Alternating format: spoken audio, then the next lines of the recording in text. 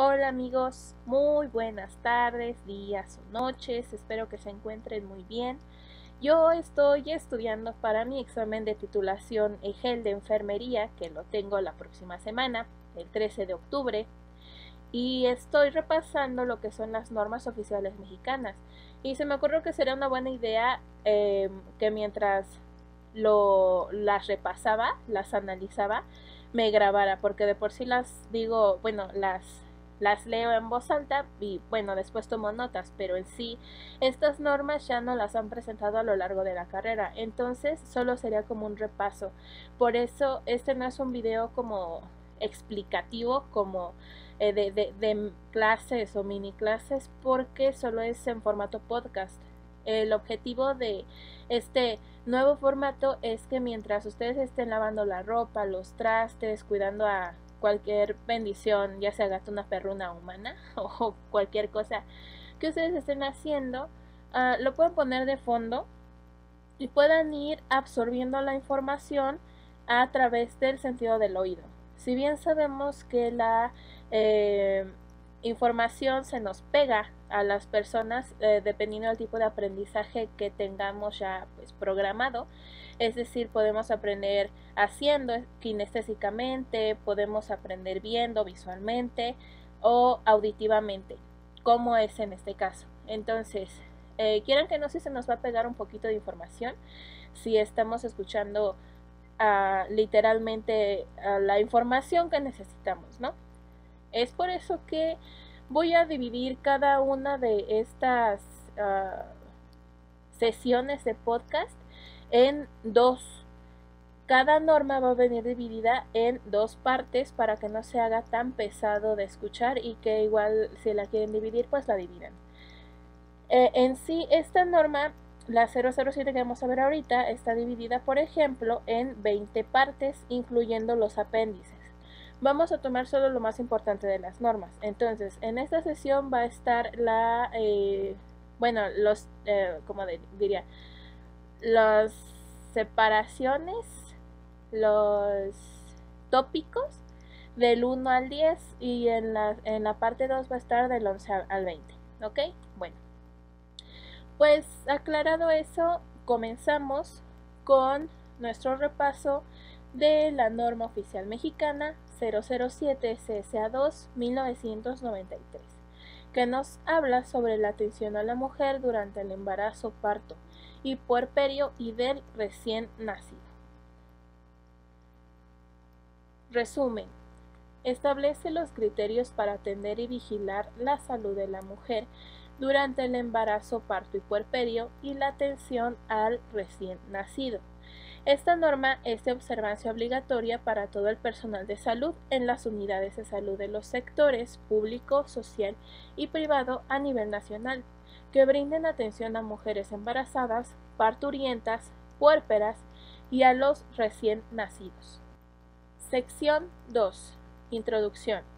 La mayoría de los daños obstétricos y los riesgos para la salud de la madre y el niño pueden ser prevenidos, detectados y tratados con éxito, mediante la aplicación de procedimientos normados para la atención, entre los que destacan el uso del enfoque de riesgo y la realización de actividades eminentemente preventivas y la eliminación o racionalización de algunas prácticas que, llevadas a cabo en forma rutinaria, aumentan los riesgos. Las acciones propuestas tienden a favorecer el desarrollo normal de cada una de las etapas del proceso gestacional y prevenir la aparición de complicaciones, a mejorar la sobrevivencia materno-infantil y la calidad de vida, y adicionalmente contribuir a brindar una atención con mayor calidez. De esta manera, procedimientos frecuentemente usados para afrontar el parto, por señalar solo algunos ejemplos: la inducción del mismo con oxitocina o la ruptura artificial de las membranas amnióticas, han sido revaloradas en vista de que no aportan beneficios y sí contribuyen a aumentar la morbilidad y mortalidad materno-infantil, por lo que su uso debe quedar limitado a ciertos casos muy seleccionados. Otros, como la anestesia utilizada indiscriminadamente en la atención del parto normal, efectuar altas proporciones de cesáreas en una misma unidad de salud, o al realizar sistemáticamente la revisión de la cavidad uterina posparto, es decir, el tacto, como lo que conocemos nosotros como el tacto, implican riesgos adicionales, y su uso debe efectuarse en casos cuidadosamente seleccionados. Algunos de estos procedimientos aún persisten como parte de las rutinas en la atención del parto, por lo que deben modificarse en las instituciones. No se trata de limitar el quehacer de los profesionistas, sino que a partir del establecimiento de lineamientos básicos se contribuye a reducir los riesgos que pudieran asociarse a las intervenciones de salud. En la medida que se cuente con tecnología de mayor complejidad y por ende con el personal idóneo para su manejo e indicación precisa, este tipo de avances en la medicina deben ser utilizados. Las acciones de salud pueden ser reforzadas si la madre recibe la orientación adecuada sobre los cuidados prenatales y los signos de alarma que ameritan la atención médica urgente, y se corresponsabiliza junto con su pareja o familia y con el médico en el cuidado de su propia salud. A fin de mejorar los servicios a la población materno-infantil, en algunas instituciones se han desarrollado normas y procedimientos para la atención en la materia, como es el caso del parto psicoprofiláctico, pero no tienen difusión generalizada ni un carácter uniforme, bien sea porque no son revisadas periódicamente o porque en algunos casos se adolece del conocimiento actualizado. Este tipo de prácticas en las unidades que han desarrollado su utilización y cuando la mujer lo solicite, lo pueden llevar a cabo. Como puede verse, es necesario efectuar algunos cambios en los procedimientos de la atención materno-infantil que deben ser normados a fin de garantizar su cumplimiento en todo el país. De esta manera, la norma contribuirá a corregir desviaciones actualmente en uso que afectan la calidad de la atención y señalará pausas específicas a seguir para disminuir la mortalidad y la morbilidad materna e infantil, atribuible a la atención por parte de los prestadores de servicios y las instituciones. Sección 3. Objetivo. Establecer los criterios para atender y vigilar la salud de la mujer durante el embarazo, parto y puerperio y la atención del recién nacido normales. Sección 4. Aplicación de la norma. Campo de aplicación de la norma. Esta norma es de observancia obligatoria para todo el personal de salud en las unidades de salud de los sectores público, social y privado a nivel nacional, que brindan atención a mujeres embarazadas, parturientas, puérperas y a los recién nacidos.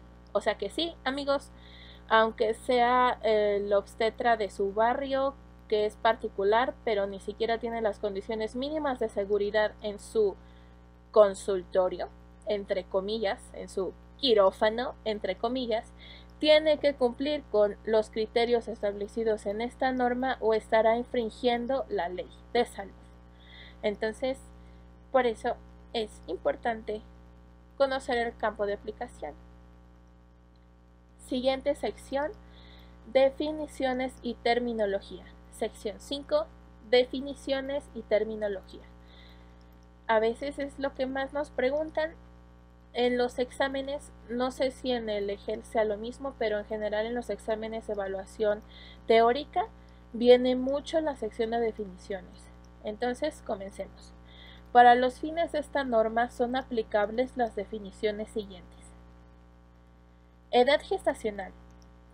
Se define como duración del embarazo calculada desde el primer día de la última menstruación normal hasta el nacimiento o hasta el evento gestacional en estudio. La edad gestacional se expresa en semanas y días completos. Hay fórmulas para calcular la fecha de última menstruación, por ejemplo, entonces nos podemos basar de esa fórmula. Si no hay más, hay varias otras fórmulas que se pueden utilizar cuando la madre no conoce su FUM. Entonces se mide en semanas de gestación o SDG, así el acrónimo es SDG. Por ejemplo, cuando no conoces cuando tu paciente no conoce la fecha de última menstruación o FUM, se puede utilizar la regla de Alfeld, no sé si así se pronuncia, que bueno, consiste en medir el fondo uterino de tu paciente y este resultado lo pones en centímetros, le sumas 4 y el resultado que obtienes lo divides otra vez entre 4 y esto te dará los meses de gestación. Pero todo depende de la normativa, el modo de trabajar de tu hospital y igual ya hay aplicaciones y hasta mismo Google te lo calcula, pero siempre es bueno saber las reglas tú mismo. También está, por ejemplo, la regla de McDonald, que también calcula las semanas de edad gestacional, determinando los centímetros que hay en el espacio entre el borde superior de la sínfisis del pubis y el fondo uterino. Esto es como más profundo, entonces se tiene que hacer con una soguita o una cinta métrica, más pues para calcular esa altura. Creo que, o sea, en serio, creo que así era. Es lo que me acuerdo de mis clases. Y también la regla de Nigel, que esa es de la que más me acuerdo porque mi profesora nos enseñó más la de Nigel y la de Pinard. En la regla de Nigel estimas la fecha probable de parto en función de la fecha de la última menstruación de la mujer, pero aquí ya es cuando la paciente sí conoce su FUM.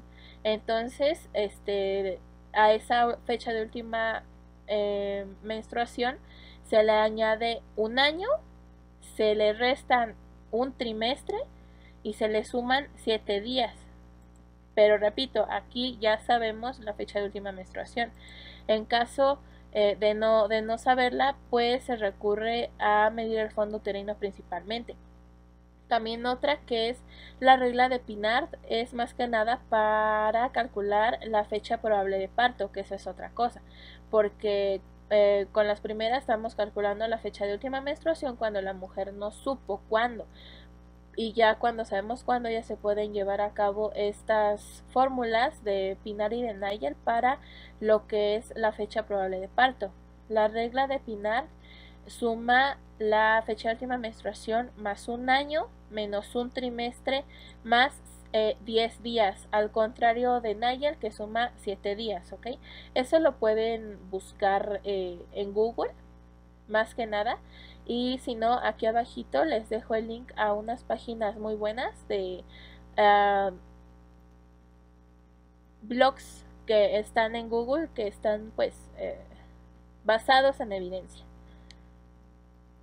Pero si no, les digo que ya es un poco más fácil porque hay aplicaciones y páginas en Google, incluso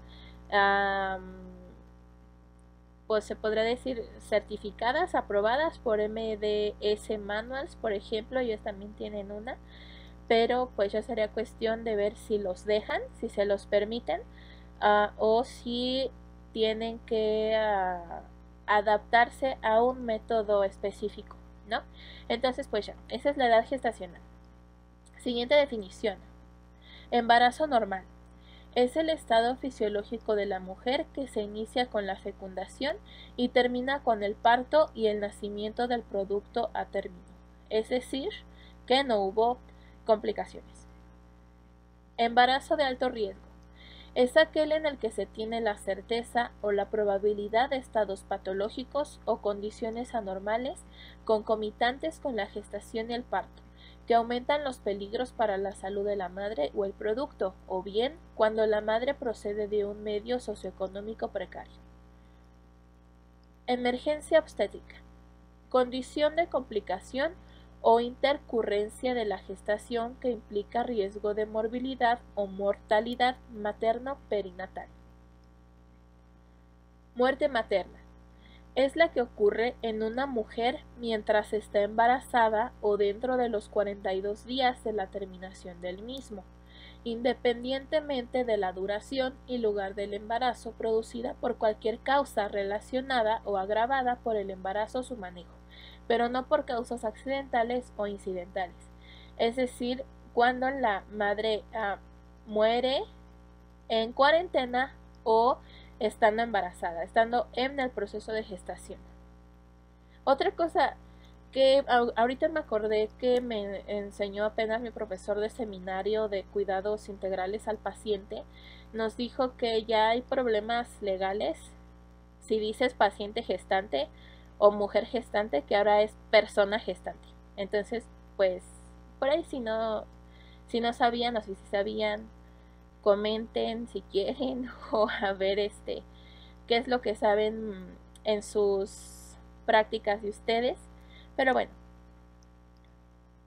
siguiente concepto. Aborto. Expulsión del producto de la concepción de menos de 500 gramos de peso o hasta 20 semanas de gestación. Parto.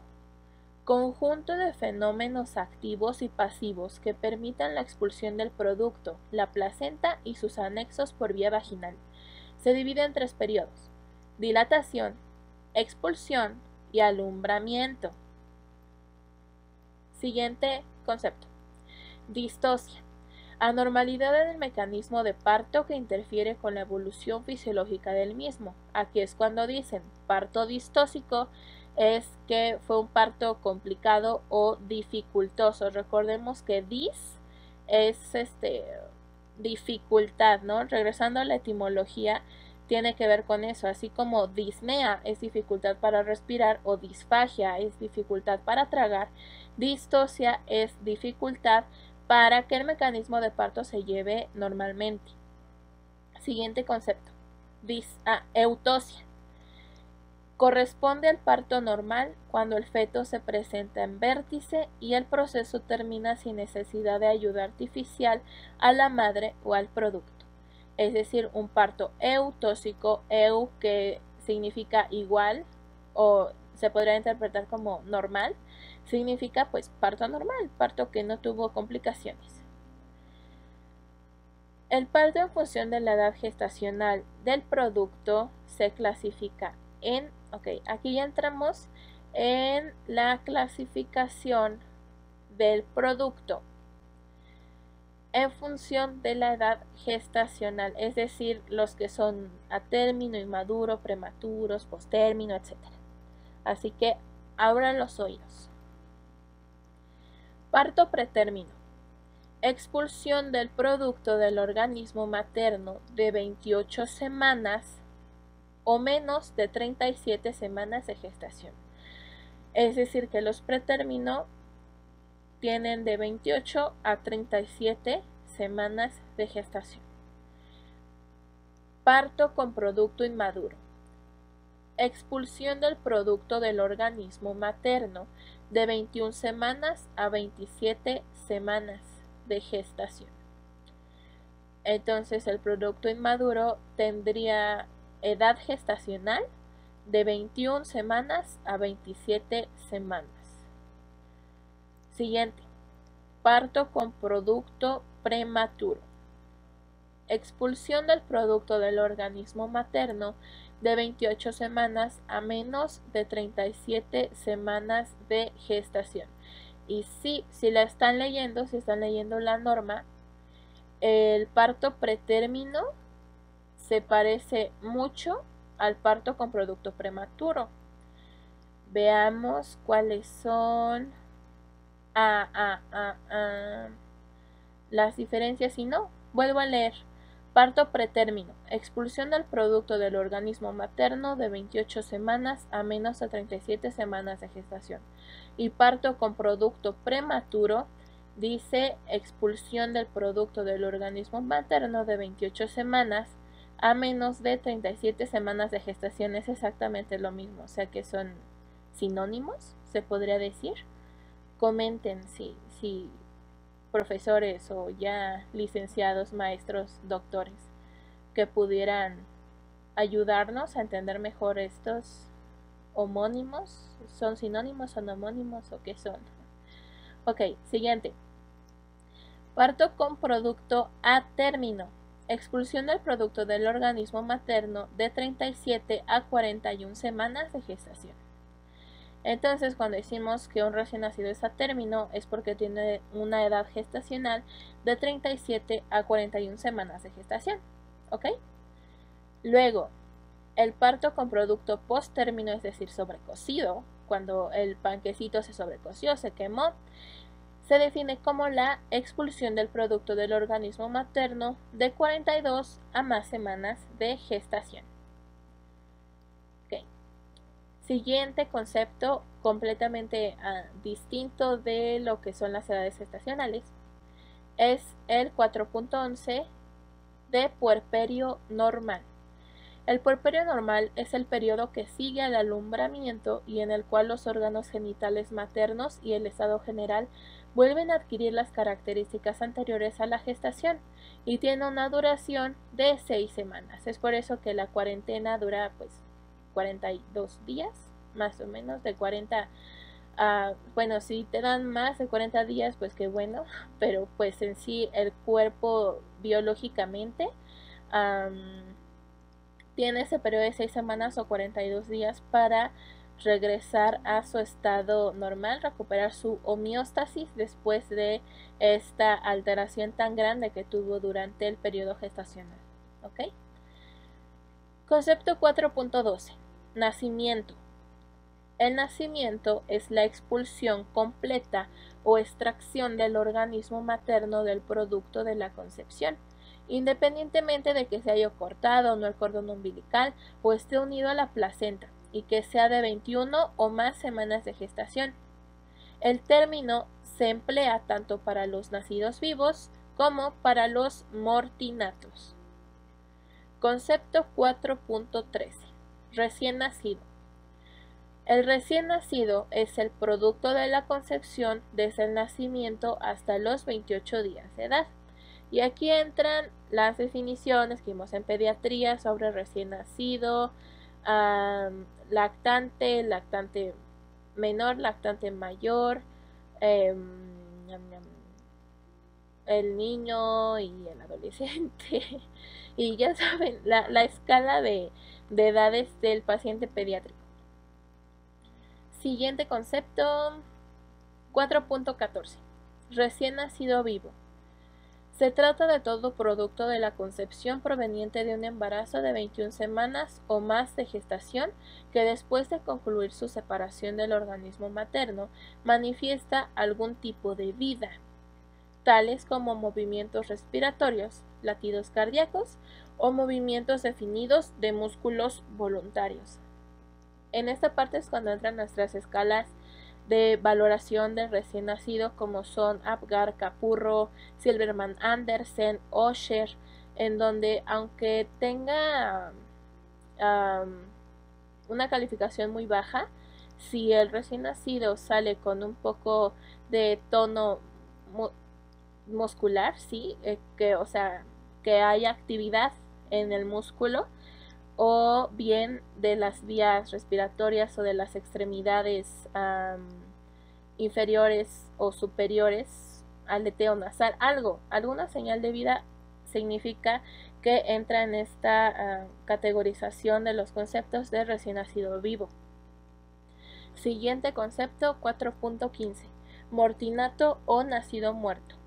Se trata de un producto de la concepción proveniente de un embarazo de 21 semanas o más de gestación que después de concluir su separación del organismo materno no respira ni manifiesta otro signo de vida, tales como latidos cardíacos o funiculares o movimientos definidos de músculos voluntarios.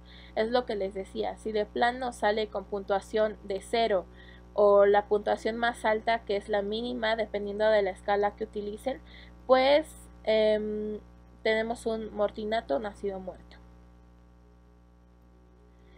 Siguiente sección es la sección 4.16, aunque nuestra sección es la sección 6, clasificación del recién nacido.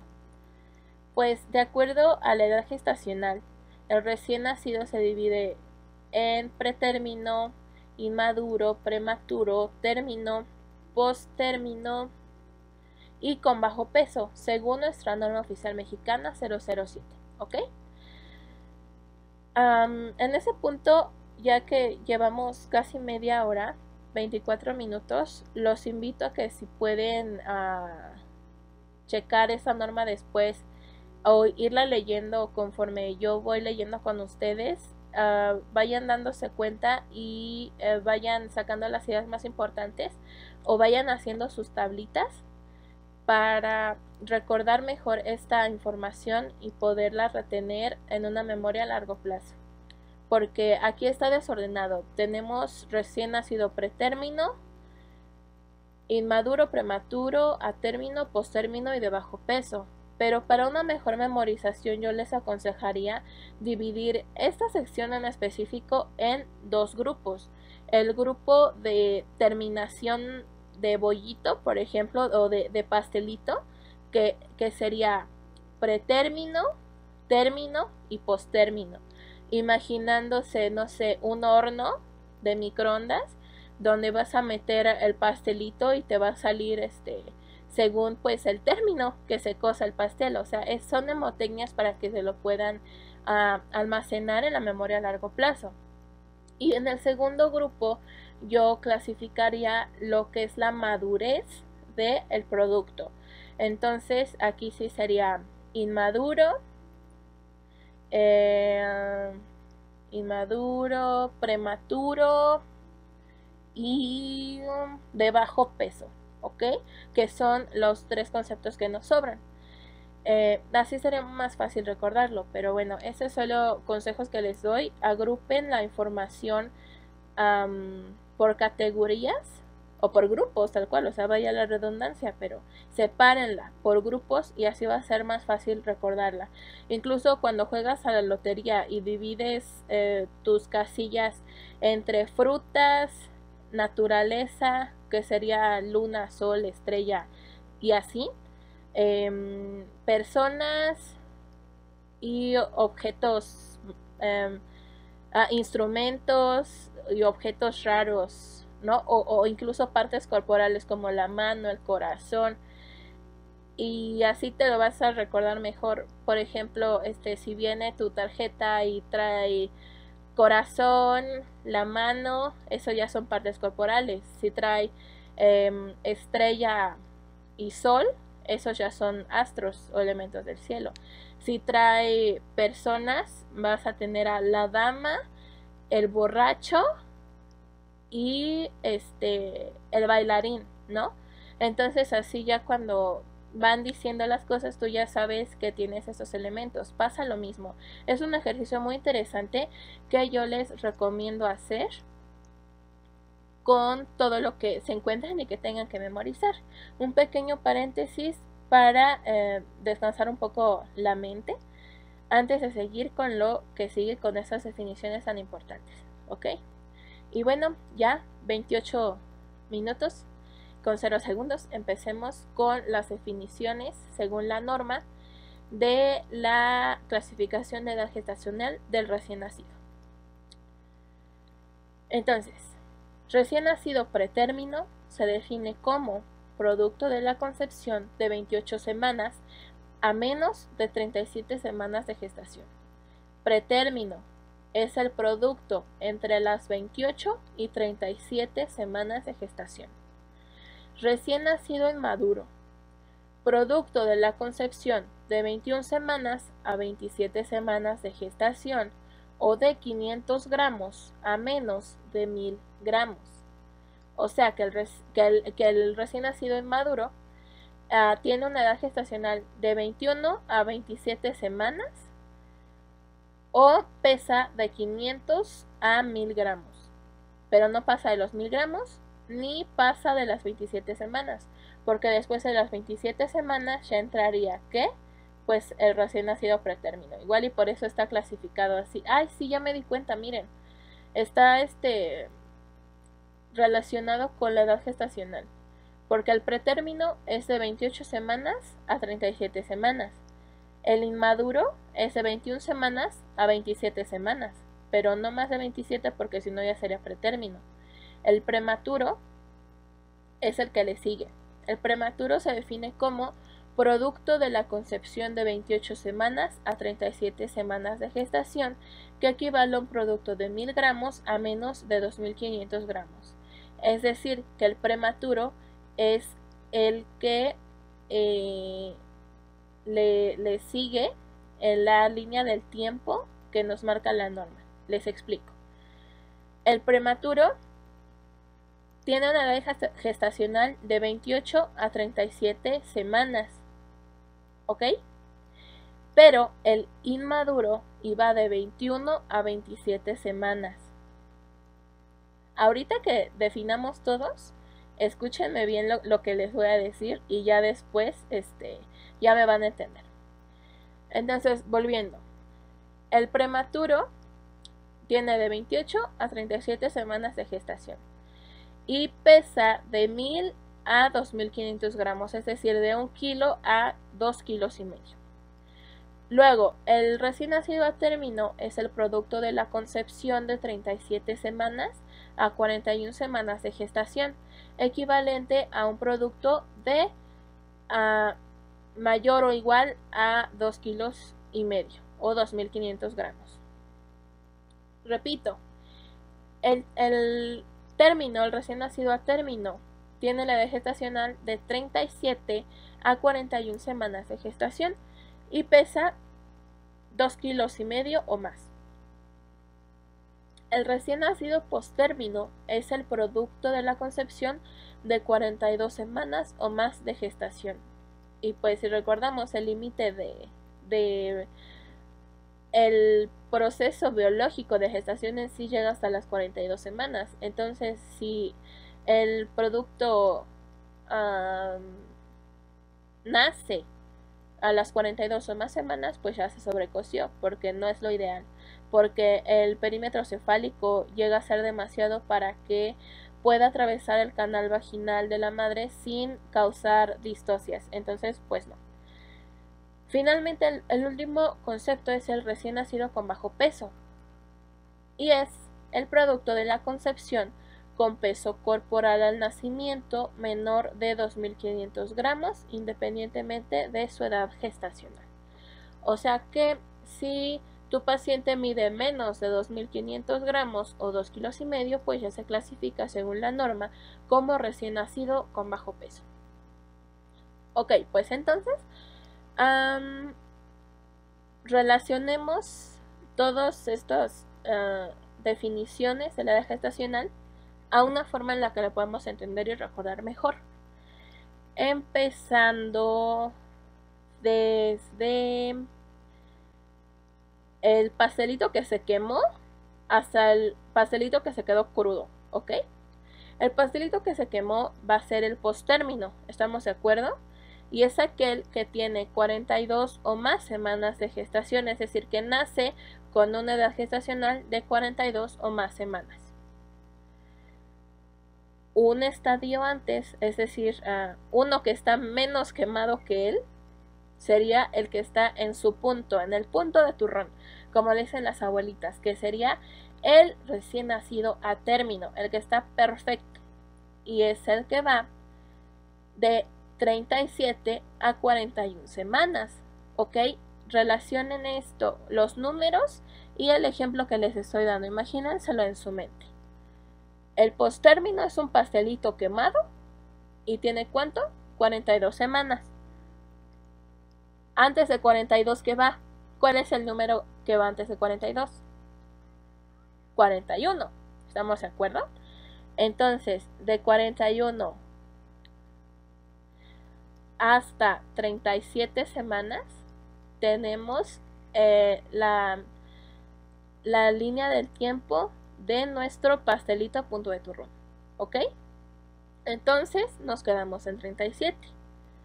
De 37 para atrás, de 37 semanas de gestación para atrás, tenemos al pastelito que quedó medio aguadito, medio aguadito, como que no se le alcanzó a cocer la puntita, ¿ok?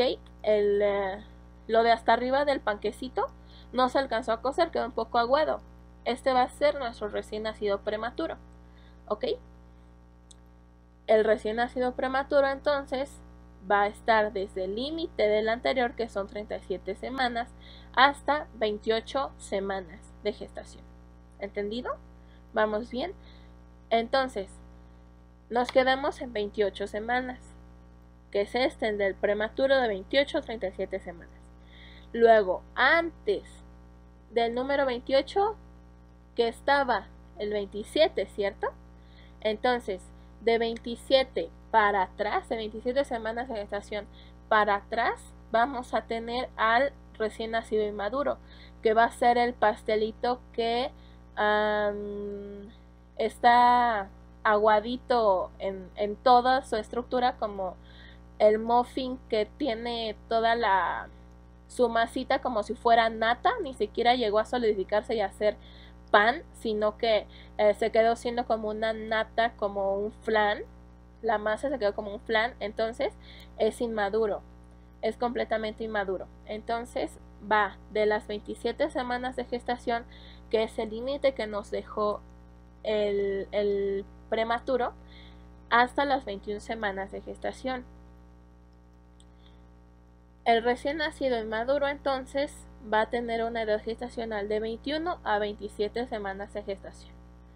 Y finalmente el recién nacido pretérmino no entra en nuestra línea del tiempo porque es el que se parece mucho al prematuro, pero pues manejémoslo como sinónimos, como homónimos, como lo que sea, pero cumple la misma característica que tiene las semanas de gestación de 28 a 37, ¿ok?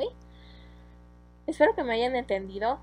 Esta clasificación es el punto 4.16 en la página 4 de la norma oficial mexicana.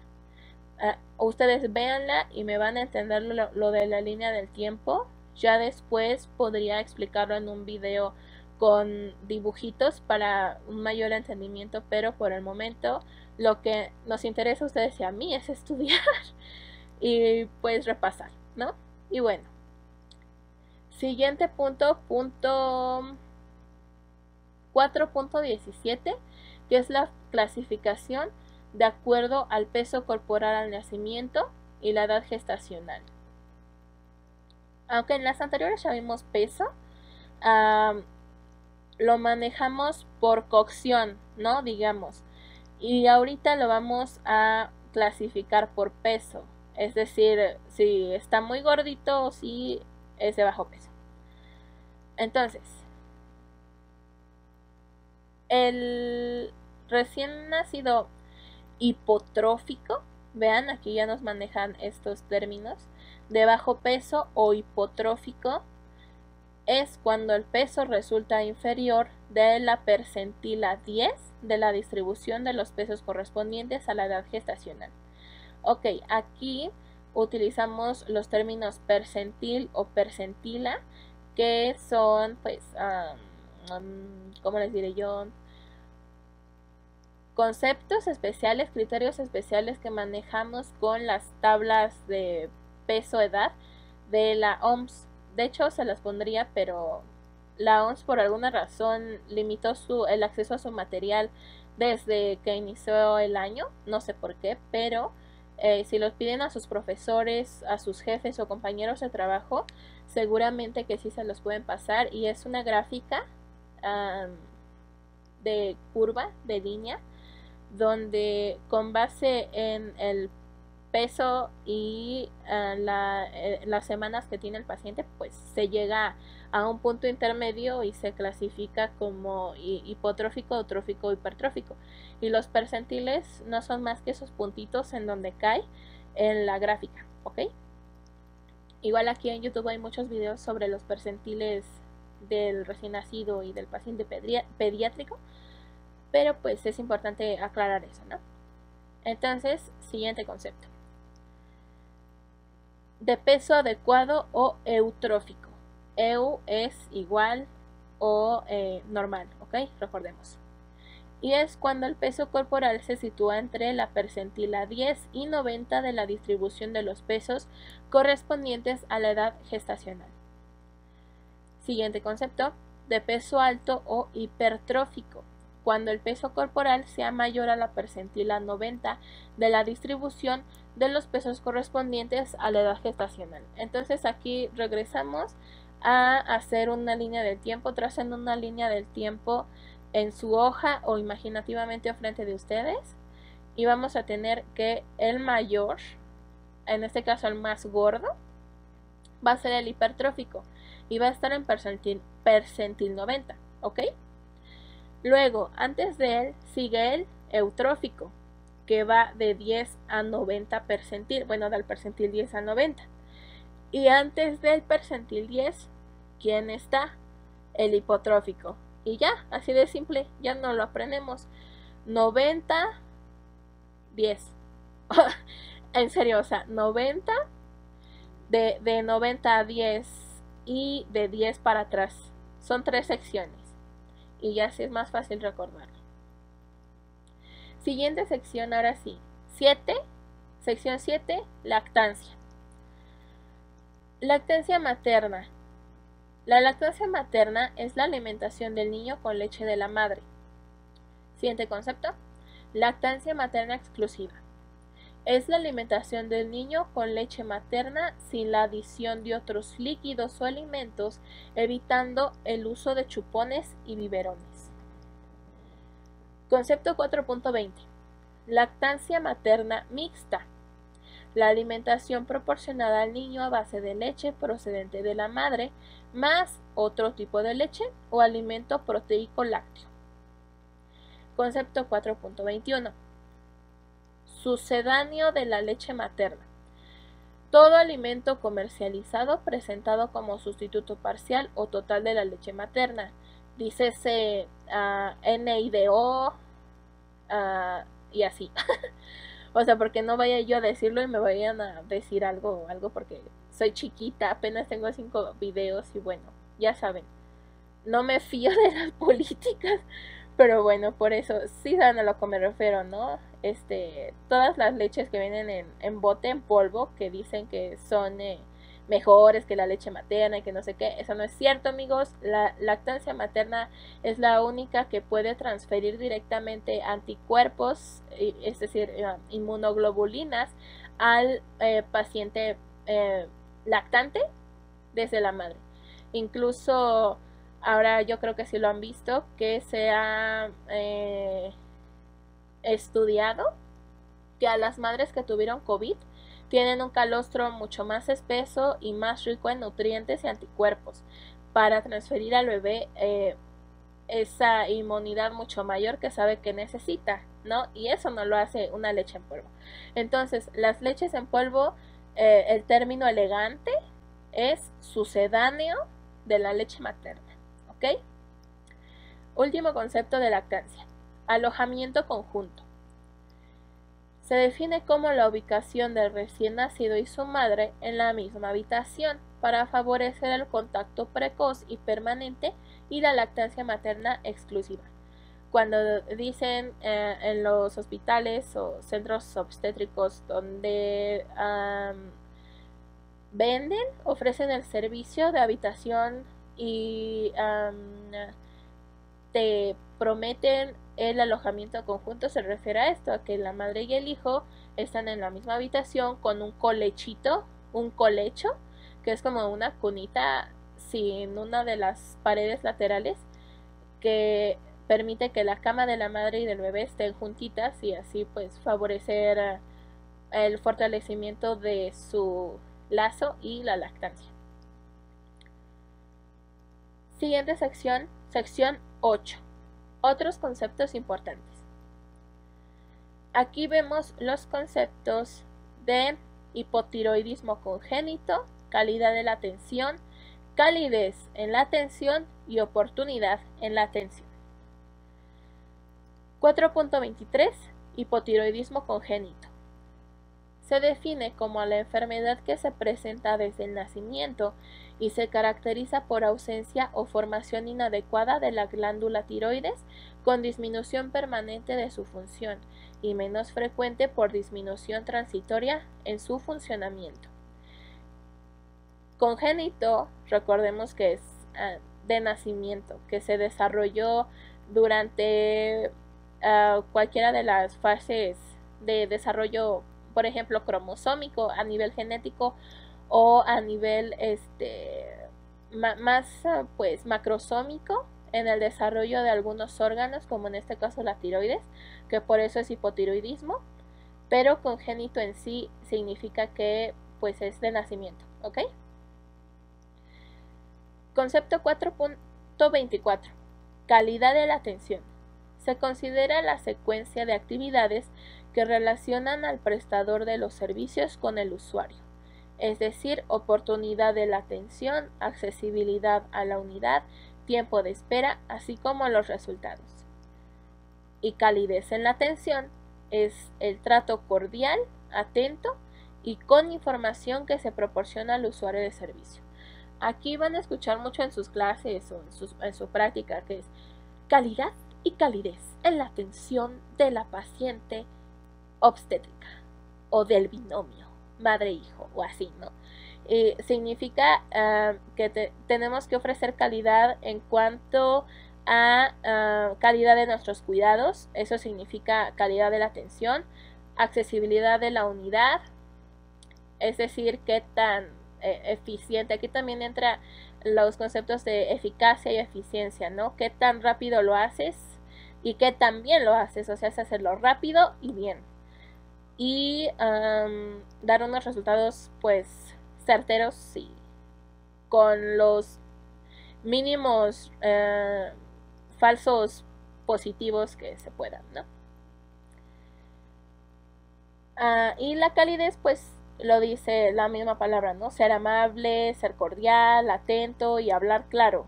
Hablar al paciente en un lenguaje que entienda, sin usar jerga médica. No nos importa aquí presumir que tanto sabemos o qué nivel de educación tenemos, ni cuántos libros nos echamos. Aquí no nos importa. Lo que importa es que el paciente nos entienda. Ese es nuestro deber, tanto como personal médico como personal de enfermería, pero nosotros como enfermeros debemos de fungir como diccionario entre el médico y el paciente, ¿ok? Es una tarea fundamental que, bueno, no es dicha, o sea, no es que en algún lugar lo diga de que deberes de la enfermera y tal cual, de que servir como diccionario médico, no, pero pues tenemos que recordar que esa es una de nuestras funciones como promotores de salud. Y finalmente, el último concepto en esta sección es oportunidad en la atención. Oportunidad en la atención es la ocurrencia de la atención médica en el momento que se requiera y la realización de lo que se debe hacer con la secuencia adecuada. Ok, lo que entiendo es que es dar los servicios en tiempo y forma. En tiempo porque dice que la atención médica debe ocurrir en el momento en que se requiera, ¿ok? La atención médica debe ocurrir en el momento en que se requiera. Y lo que se debe hacer debe hacerse según la secuencia adecuada. Literalmente así lo dice. Entonces, lo traduzco como la ejecución en forma de tus intervenciones, según la secuencia que marca la normativa, que marca el conocimiento científico. Como las intervenciones de enfermería, por ejemplo, yo que sé, poner una sonda, un catéter venoso periférico, tiene una sonda Foley, tienes que seguir cierto procedimiento, incluyendo el procedimiento, los pasos previos al procedimiento, que son pues lavado de manos, explicación del medicamento, identificaciones y todos los protocolos que se tienen que hacer previos, pues también se le añade todos los pasos que debe de tener el procedimiento según se trate, ¿ok? Entonces así lo voy a tomar yo, amigos. Espero que esté bien. Yo creo que sí, porque pues aquí analizamos palabra por palabra. Entonces, oportunidad en la atención quiere decir que nuestras intervenciones ocurran en tiempo y forma, ¿ok? Bueno, la sección 9 es de disposiciones generales. En este punto vamos en la norma en la página 5 de 22. Disposiciones generales. La atención de una mujer con emergencia obstétrica debe ser prioritaria y proporcionarse en cualquier unidad de salud de los sectores público, social y privado. Una vez resuelto el problema inmediato y que no se ponga en peligro la vida de la madre y el recién nacido, se procederá a efectuar la referencia a la unidad que le corresponda. Ok, aquí vemos el término emergencia obstétrica. Bueno, algunas de las emergencias obstétricas más frecuentes, más peligrosas, es la preeclampsia. Se le sube demasiado la presión a las pacientes con signos previos como anasarca, por ejemplo, que es retención de líquidos, pues horrible, elevación de la tensión arterial, cefalea, y las pacientes no lo entienden, no lo saben a veces, porque si pasa que ya tienen acúfenos, tienen la cefalea, tienen una percepción de aumento del movimiento fetal, demasiado edema, especialmente en los pies, y lo consideran como algo normal, o se medican y ya creen que va a pasar, pero no, y que resulte en una emergencia obstétrica. ¿Por qué? Porque el producto se pone en peligro, y no solo él, sino que a la vez se pone en peligro la vida de la madre. Recordemos que tenemos la escala del triage o triaje, en el que se clasifica la emergencia y la urgencia, según el grado en el que esté puesto en riesgo la vida del paciente, y en este caso del binomio, porque al momento de que estamos atendiendo a una persona gestante, estamos atendiendo a dos pacientes, la madre y el producto de la gestación, ¿ok?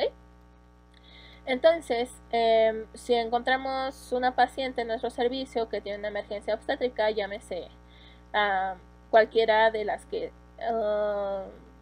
están en la guía de práctica clínica, le vamos a proporcionar el cuidado,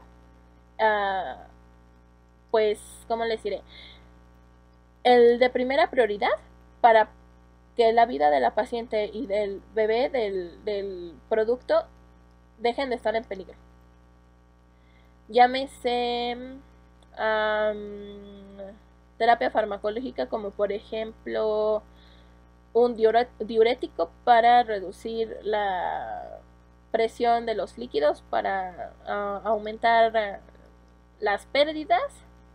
Si se tiene que administrar algún medicamento que no sea ya el que prepara para el parto, como por ejemplo la oxitocina o los esteroides para la maduración de los pulmones del producto, porque eso ya se tendrá que hacer más en el momento, ¿no? Pero si puedes hacer algo en el momento para que la paciente deje de estar en tanto peligro, o más que nada que dejen de subir ese grado de peligrosidad, se hace.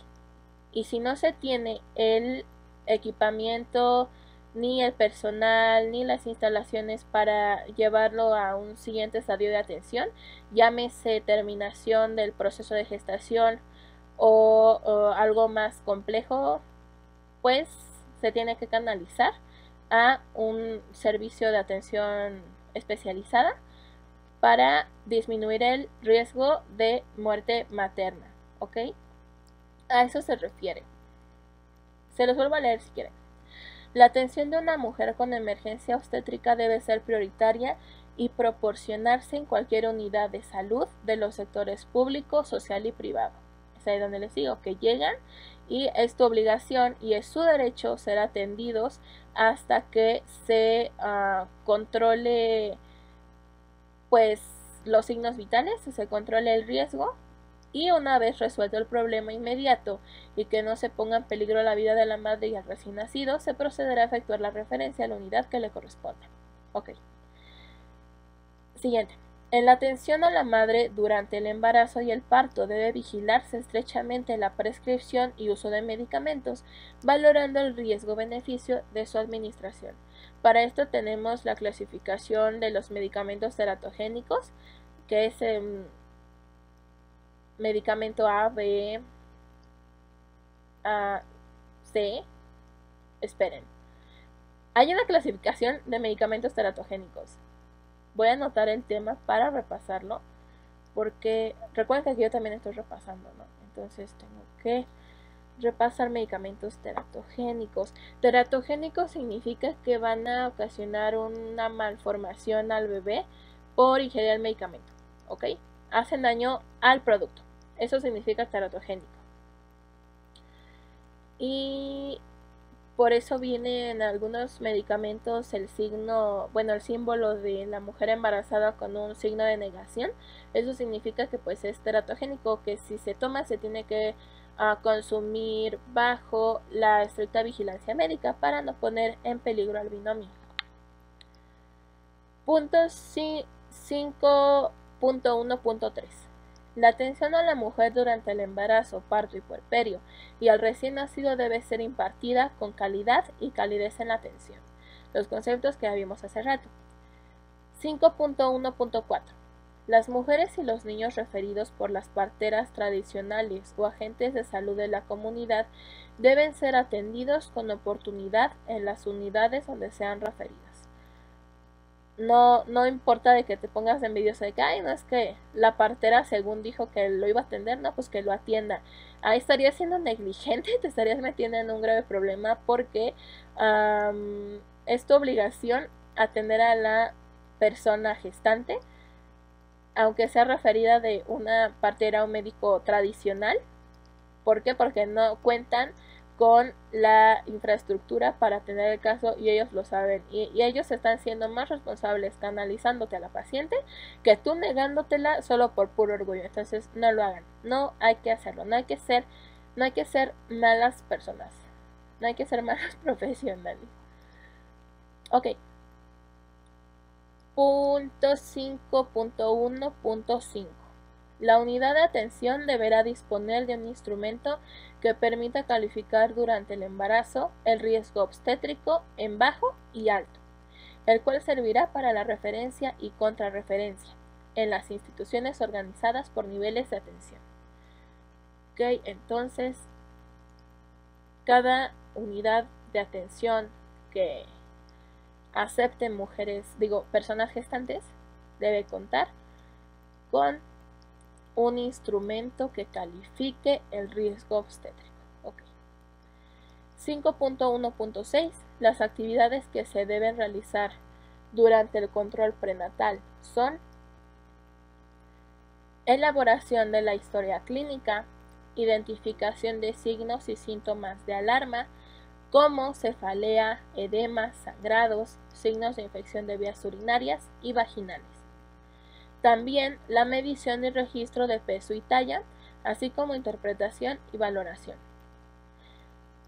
De igual manera, la medición y registro de presión arterial, así como interpretación y valoración, valoración del riesgo obstétrico, valoración del crecimiento uterino y estado de salud del feto, determinación de biometría hemática completa, glucemia y BDRL, en la primera consulta y en las subsecuentes dependiendo del riesgo.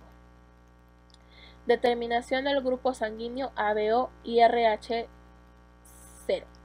En embarazadas con RH negativo y se sospecha el riesgo de determinar RH0 antígeno D y su variante débil de MU. Es el signo que utilizamos para microgramas, pero creo que sí es MU. Bueno, se recomienda consultar la norma oficial mexicana para la disposición de sangre humana y sus componentes con fines terapéuticos. Okay. Examen general de orina desde el primer control, así como preferentemente en las semanas 24, 28, 32 y 36. También se debe realizar la detección del virus de inmunodeficiencia adquirida humana en mujeres de alto riesgo, o sea, transfundidas, drogadictas y prostitutas, bajo conocimiento y consentimiento de la mujer, y referir los casos positivos a centros especializados, respetando el derecho a la privacidad y la confidencialidad. También se le debe de prescribir tratamiento profiláctico de hierro y ácido fólico. La prescripción de medicamentos solo será con indicación médica. Se recomienda no prescribir en las primeras 14 semanas del embarazo por el riesgo teratogénico que tiene cualquier medicamento. Aplicación de al menos 2 dosis de toxoide tetánico rutinariamente. La primera durante el primer contacto de la paciente con los servicios médicos y la segunda las 4 u 8 semanas posteriores, aplicándose una reactivación en cada uno de los embarazos subsecuentes o cada 5 años, en particular en áreas rurales. También se debe de realizar la orientación nutricional, tomando en cuenta las condiciones sociales, económicas y sociales. Se repitió sociales, aquí yo no fui. Orientación nutricional tomando en cuenta las condiciones sociales y económicas de la embarazada. Promoción para que la mujer acuda a consulta con su pareja o algún familiar para integrar a la familia al control de la embarazada. Promoción de la lactancia materna exclusiva. Promoción de orientación sobre planificación familiar. Medidas de autocuidado de la salud y establecimiento del diagnóstico integral. Ok, ¿y todo esto qué era? ¿Se acuerdan? Porque yo no. Fueron muchos puntos. Actividades que se deben realizar durante el control prenatal. Ok. Entonces, el control prenatal, ¿qué abarca? Me imagino que así vendría una pregunta en cualquier examen. ¿Qué intervenciones se deben realizar en el control prenatal según la norma oficial mexicana 007? Pues primero, elaboración de la historia clínica, porque cada paciente debe tener su historia clínica individualizada.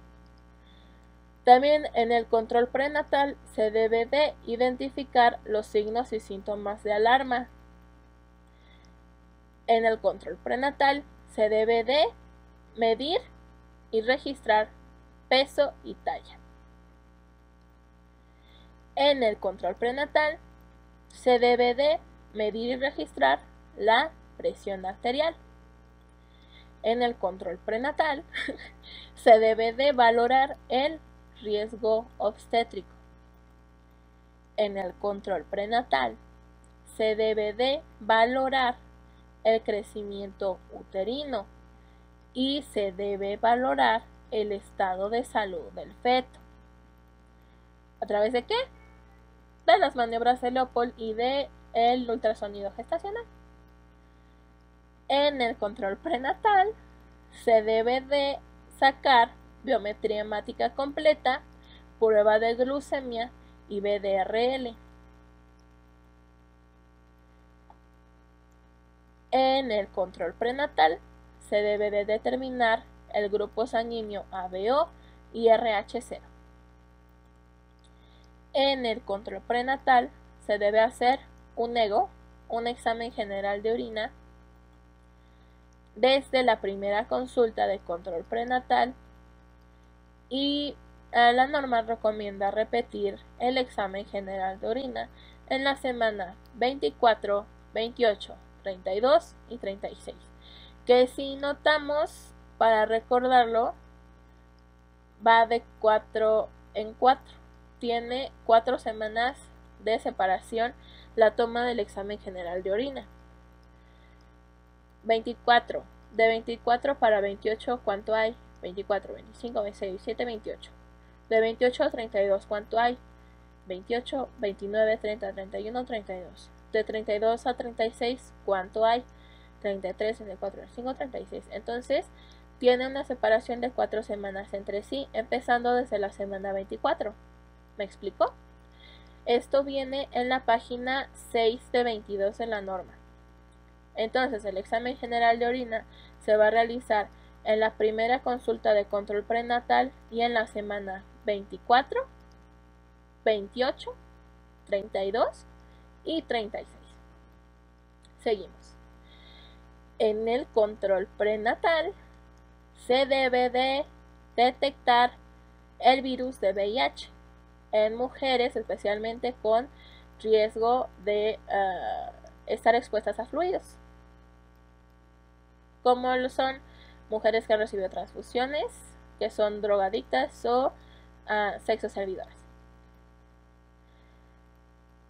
En el control prenatal se debe de realizar prescripción profiláctica de hierro y ácido fólico, no solo sintético, no solo en pastillas, también se debe de promocionar una alimentación saludable, una alimentación rica en vegetales de hoja verde, en garbancitos, en frijolitos, en legumbres y en general vegetales que tengan ácido fólico naturalmente, y pues hierro, por ejemplo, en berros, ¿no?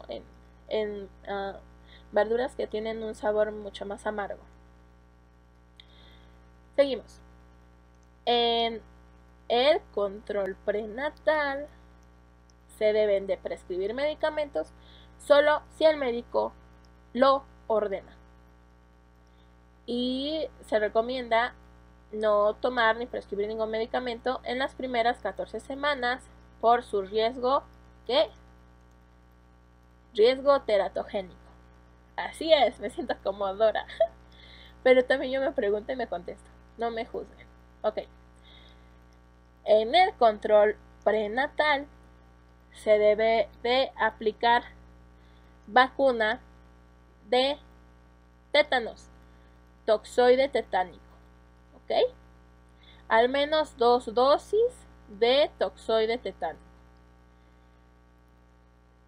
2 dosis separadas entre ¿cuánto, Kenia? Bueno, la primera dosis durante su primer consulta de control prenatal de la paciente, y la segunda de 4 a 8 semanas después. Y deberá repetirlo en cada embarazo. De hecho, si se meten a estudiar sus cartillas, o bueno, en general las cartillas de vacunación, viene la aplicación de la TDA en cada embarazo, y ahí registra incluso el número de embarazos. Entonces es una buena forma de recordarlo. Seguimos. En el control prenatal se debe de realizar orientación nutricional, tomando en cuenta que pues los factores medioambientales de la paciente. No le vas a pedir que coma alcachofa y salmón y con la paciente pues ella no trabaja y el esposo, la pareja o los familiares tienen un sueldo mínimo, sueldo base mínimo de aquí de México, y pues así como no, hay que ser realistas y adaptarnos a nuestros pacientes. En el control prenatal tenemos que promover que la paciente acuda a sus consultas con acompañamiento, ¿okay? Ya sea de la pareja o del familiar. En el control prenatal debemos de promover la lactancia materna exclusiva. En el control prenatal debemos dar promoción y orientación sobre métodos de planificación familiar. Nunca debemos aplicar un método de planificación familiar sin el consentimiento de la paciente. Es un delito, no lo hagan. Si lo ven, denúncienlo. Y si no, no lo hagan. No lo hagan. Hay que dejar de normalizar poner métodos anticonceptivos durante las cesáreas y los partos si la paciente no lo consiente, y hay que dejar de normalizar realizar 5 o 6 tactos vaginales a la paciente y aplicar oxitocina así a lo bestia, nada más porque ya tenemos otro servicio o porque ya queremos que nazca. No, eso no se hace si no es necesario. Si no es, ¿qué? Negligencia. No seamos negligentes. Somos enfermeros lindos y kawaiis y bien hechos. Entonces, desde ahorita, perdón. Bueno, siguiente punto. En el control prenatal debemos enseñar a la paciente a realizar su autocuidado. En el control prenatal debemos establecer diagnóstico integral según se presente la ocasión, según se presente la patología, según se presente la oportunidad. Establecimiento de diagnóstico integral.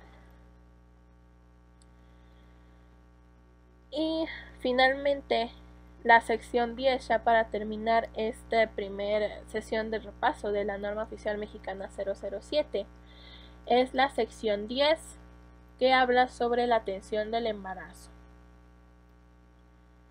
Para establecer el diagnóstico de embarazo no se deben emplear estudios radiológicos ni administrar medicamentos hormonales, porque son ¿qué? Teratogénicos, son peligrosos. 5.2.2.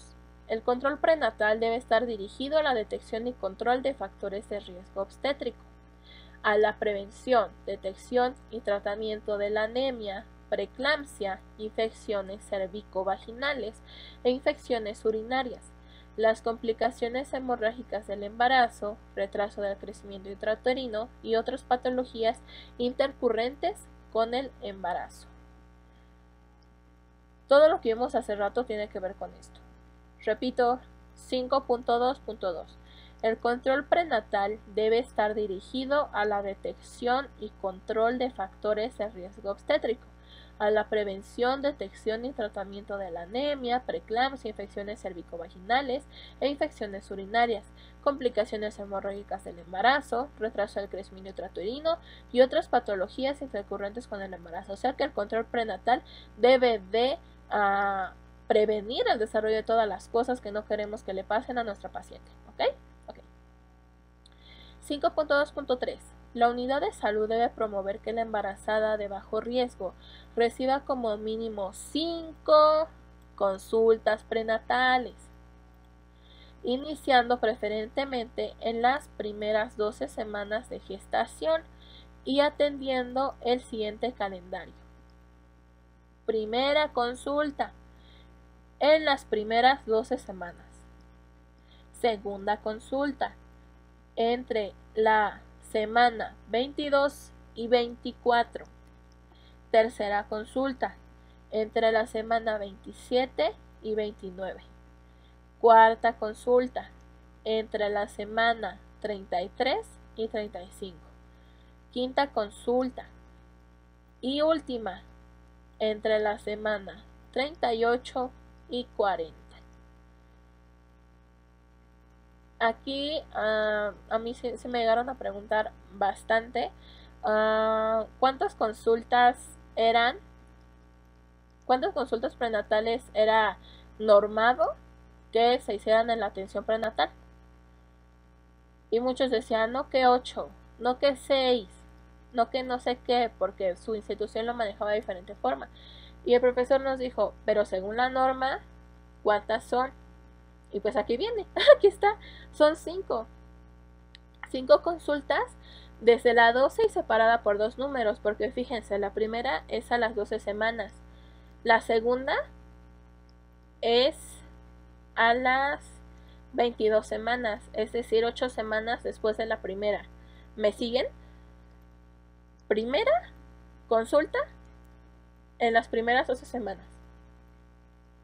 Pasan 8 semanas. 12 más 8, ¿cuánto es? 12, 13, 14, 15, 16, 17, 18, 19, 20, 21, 22. Ay, yo, eran 10 semanas. 10 semanas. 10 semanas después, llegando a la semana 22, se realiza la segunda consulta. Y tenemos de tiempo de la 22 a la 24 semana de gestación. La tercera consulta es de 24, 25, 26, 27, 3 semanas después de la segunda, del límite de la segunda consulta. Entonces la tercera es 24, 25, 26, 27, de la 27 a la semana 29. La cuarta consulta es de 29 para 33, 29, 30, 32, 33, 4 semanas después. La cuarta consulta es de la semana 33 a la semana 35. Luego se le suman 4, 35, 36, 37, 38. No, se le suman 3. De la 38 a la semana 40. Ok, no. Intenté establecer un patrón numérico para memorizarlo y no se puede. Hay no se lleva una secuencia. Entonces memoricémoslo con que la primera consulta empieza desde la semana 12. Bueno, se supone que debería ser en las primeras 12 semanas, pero pues tenemos como límites a las 12, ¿ok? Después de ese 12, al 1 le ponemos un 2 y que tenemos 22 semanas. Entonces la segunda consulta sería de las 22 semanas a las 24 semanas. La tercera consulta sería de las 27 a las 29 semanas. Sí, la tercera de la 27 a las 24 semanas. La cuarta consulta de la 33 a las 35 semanas. Y la quinta consulta de las 38 a las 40 semanas de gestación, porque ya las siguientes dos, que sería el límite del embarazo, el límite pues más extremo, ya es para establecer la fecha de parto, bueno, la fecha probable de parto y preparar toda la profilaxis y todo el proceso. Entonces, esto viene, les repito, en el punto 5.2.3 en la página 7. Punto 5.2.4. La prolongación del embarazo después de las 40 semanas requiere efectuar consultas semanales adicionales con objeto de vigilar que el embarazo no se prolongue más allá de la semana 24. Y pues ya, eso sería todo en esta primera parte. Creo que se hizo bien. Se va a ir rápido. Y si quieren que se lleve menos tiempo, pueden aumentar la velocidad en la configuración aquí abajo del video. Recuerden que los anexos que les voy a poner, un anexo de las escalas de valoración del recién nacido y de las fórmulas que se utilizan en obstetría para calcular las fechas y todo eso, ¿ok? Y pues, bueno amigos, esto sería todo por mi parte. Muchas gracias por ayudarme a estudiar. Espero de verdad que esto les ayude a más de uno de ustedes y que no sea muy tedioso escucharme. Les prometo que ya conforme voy agarrando confianza va a ser como si estuvieran estudiando con una amiga, que ese es el objetivo. Y bueno, sería bueno que nos retroalimentáramos en los comentarios o que compartieran, porque esto es más que nada para ayudarnos a todos como estudiantes. Yo sigo siendo estudiante y seguiré siendo estudiante mucho tiempo. Y es más que nada, más ahorita en cuarentena, para que no se sientan tan solitos, se sientan un poco más motivados, más acompañados. Y repito que nos beneficia a todos, tanto a ustedes como a mí. Y pues bueno, yo creo, espero poderlo subir dos de estos videos a la semana, parte 1 y parte 2 de las normas, para que no se alargue más de una semana y que en una semana ya aprendamos una norma, y aprendamos una norma por semana, es decir, 4 normas por mes. Pero bueno, ojalá se pueda hacer. Muchas gracias otra vez por escuchar, por estar aquí. Cualquier retroalimentación o duda, podemos ayudarnos en los comentarios. Y pues descansen, coman rico, coman sano, tomen agüita y nos vemos en el siguiente. Les mando un abrazo a la distancia. Bye.